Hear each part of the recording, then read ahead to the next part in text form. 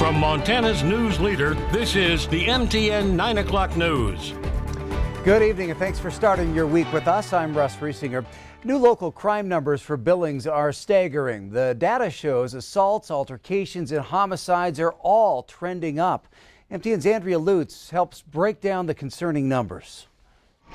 U.S. cities are seeing a surge in violent crimes. The FBI even reporting within the first 6 months of the pandemic, murders were up 15%. Compare that, though, to a city the size of Billings, with 16 murders from January to November. On average, Billings is usually, maybe 2 or 3 homicides. In some other spike years, we've been up to like 7, 8, or 9. We can't remember a year in the past that we've had 16 homicides. And that's not all. Domestic violence was up 25%, assault on police officers up 50%, and assault with a weapon up 50% since the year before. Woolley says while they can't pinpoint for sure the reason for the increase, the pandemic has surely forced stressors on the public. They're spending more time at home with partners. It's more likely to manifest into violence in a household. But Billings has been dealing with an increase in violent crimes for years. It's kind of like adding some gasoline to the fire. We've already been on an increase for violent crimes. We already have a significant drug problem like we've discussed in the past. And now we add this on top of it and it just magnifies. And in turn, officers' hands are tied because through the pandemic, there's still been a constant issue of overcrowding at the jails. The officers often feel like they're just pushing the problem around. We don't have any tools to deal with what's going on. We're only able to incarcerate high-level felony offenses. While all but one homicide case has been deemed clear, the detective unit is running thin, something law enforcement hopes the public will think about. The acuity of these violent crimes, the shootings, the homicides, those take up a substantial amount of more resources and time and effort by our staff. But this year has definitely been a spike abnormal to previous years. Andrea Lutz reporting. Now looking ahead to the new year, here's some things BPD hopes will happen.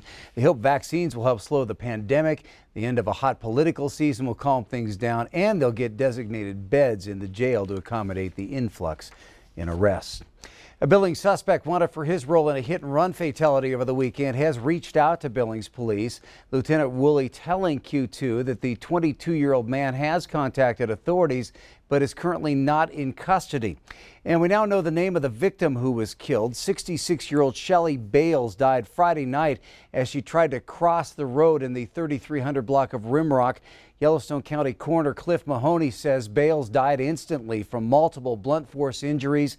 Police say the driver fled the scene, but surveillance footage led investigators to look for a maroon 2005 Chevy Silverado with damage to the front driver's side area of the headlight.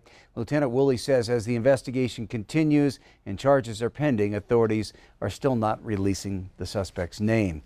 Montana's 25th governor promises a new way of doing business in Helena as Greg Gianforte and other statewide officials start their terms in office. MTN's Jonathan Ambarian takes us to today's ceremonies. On Monday, Governor Greg Gianforte and Lieutenant Governor Kristen Juris were sworn in a small ceremony at the Montana State Capitol. There were no large crowds as a typical inauguration would have. Gianforte said it was important that this event changed, as so many others during COVID-19 have had to. Montanans have had to make sacrifices and do things differently. You've had to change how you celebrate holidays, scaled down wedding ceremonies, and postponed many of your long awaited plans. This inauguration ceremony is no different. He praised first responders, healthcare workers, and others who've stepped up during the pandemic, and promised to lead a comeback from COVID and the economic devastation that accompanied it. I am confident that with vaccines and increased testing, we will get a better handle on our response to COVID-19. I am confident that our economy will rebound. I am confident Montanans will get back to work in good-paying jobs. Gianforte is Montana's first Republican governor in 16 years. He said he wants to take the state on a new course, focusing on economic growth and a more responsive government. He vowed to work with people across the political spectrum to serve the state. 4 other statewide officials were sworn in Monday. The first was Attorney General Austin Knudsen, who vowed to make the Department of Justice more efficient and focus on prosecuting crime, particularly involving drugs. I know how much small town in rural Montana can benefit from a little extra help from the AG's office. The Attorney General's office can and must work better for the people of the state. Also sworn in Monday were Secretary of State Christy Jacobson, State Auditor Troy Downing, and the only official starting a second term, Superintendent of Public Instruction Elsie Arnson. Those statewide offices had already been in Republican hands. Gianforte's victory gives the party all 5 seats on Montana's land board. In Helena, Jonathan Amberian, MTN News. Well, Montana's 2021 legislature also got underway at the state capitol, and despite the pandemic, most lawmakers showed up in person for the swearing-in proceedings. As MTN's chief political reporter Mike Dennison tells us, the first day, which is largely ceremonial, was not without its moments of division. While at least some of the session's proceedings will be done remotely or carried out with social distancing at the Capitol, that was mostly not the case on Monday. All but a few of the 100 House members crammed into their chamber for swearing in and electing their leaders for the session. Democratic members wore face masks, but most Republicans did not. In the Senate, however, about half of minority Democrats took part via Zoom from remote locations. Republicans have huge majorities at the 2021 session, 67-33 in the House and 31-19 in the Senate. Republicans said Monday they have a mandate from voters to enact new Republican Governor Greg Gianforte's agenda for business-friendly policies and less government. But they also said they want to ensure the session is conducted safely. It is my priority to ensure a safe and healthy working environment for all in the Capitol building this session. That includes virtual participation for legislators and constituents. This will be the most accessible legislative session in history. And Democrats said they're ready to be part of the discussion as well. Our caucus is ready to build on our investment in infrastructure, to protect our gains in access to health care, and to make sure that we're investing in public education. These are things that Montana families need to thrive and survive across the state, and we hope that you'll join us. Outside the Capitol, some Helena residents picketed to protest Republicans' refusal to enact stricter health guidelines at the session, including the wearing of masks.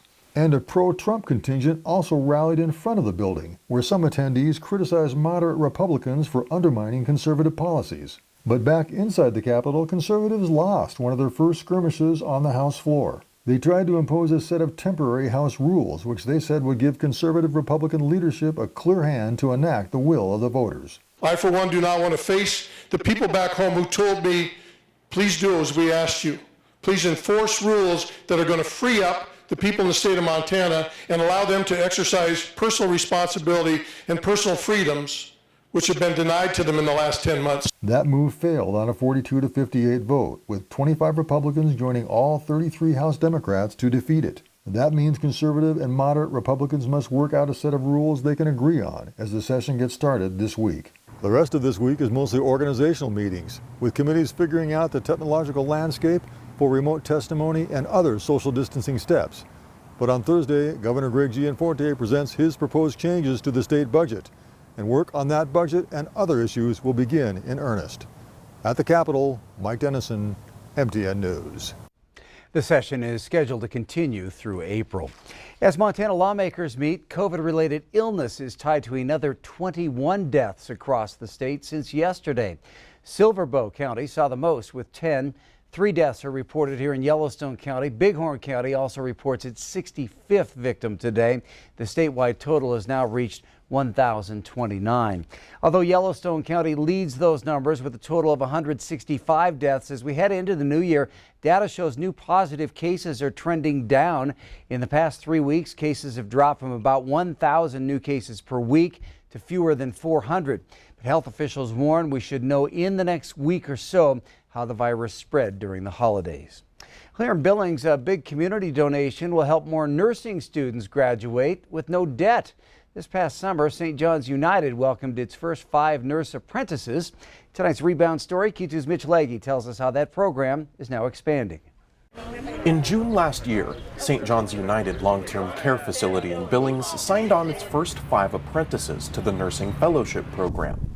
The students joined a field that is expected to increase in demand in future years, with Montana ranking among the top 10 states for for percentage of people aged 65 or older. We have an increasing need for healthcare professionals all across Montana, and we wanted to consider a way that we might do our part to help contribute to providing for healthcare professionals who are willing and able to serve. In 2021, the Nursing Fellowship was able to expand and welcome 5 additional students who get a pretty sweet deal on their education.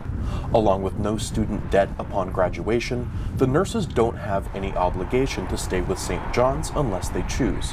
The deal is an easy sell for the Human Resources Department at St. John's. Retainment is a struggle, and then recruiting can be a struggle. So this program is great for definitely us here in HR as far as it's being a recruitment tool, and then the promise or the hope of these students continuing through the 2 to 4 year degree.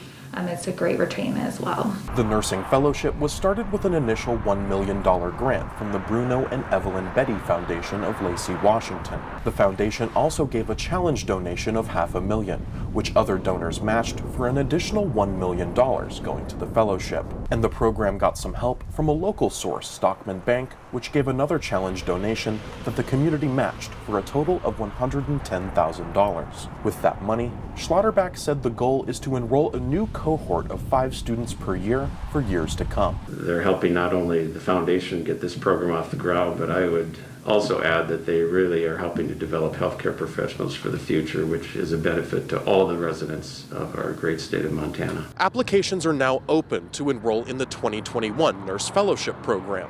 To find more information, visit this story on ktvq.com. Reporting in Billings, Mitch Laggy, MTN News. Thanks, Mitch. Applications for the 2021 nursing student cohort are open until February 1st. Helena, World War II veteran and founder of Race to the Sky Sled Dog Race, is celebrating his 100th birthday today.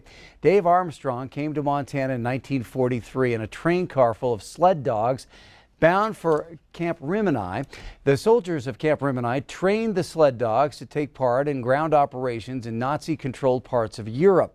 The dog teams ended up being used to rescue downed pilots and planes in winter conditions. In 1986, the retired Armstrong helped found Montana's Governor's Cup sled dog race, which became Race to the Sky. Armstrong competed in that race well into his 80s. Well, still ahead on the MTN 9 o'clock news, the election drama remains on high just a day before the Georgia election runoff, as Democrats are urging for an investigation into a phone call that President Trump made. That story coming up in just a bit. But first, rain and wind, your full 7-day forecasts coming up after the break.